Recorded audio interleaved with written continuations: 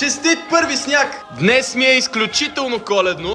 Затова се навих да дам 20 лева за това мистериозно гигантско коледно яйце. Вътре би трябвало да има гигантска коледна играчка, но сега ще разберем. Също така искам да вметна, че си нося и специалната коледна пижама, която сигурно вече трябва да изпера. Има толкова много сняг по дърветата. Определено има голяма играчка вътре. Оу! Мале! Хора! Не мога да преценя кое ми е по-любимо, гигантския шоколад или гигантската играчка по средата, но избирам за сега шоколада. Гледай. Това се катапултира. И...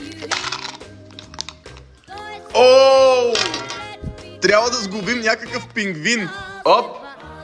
Ще окръстиме Пепи. Това трябва да е някакво иглу. Все пак май ми трябват инструкции. Слагаме Пепи вътре и изведнъж... Последвайте ме, ако искате да отварям още коледни изненади.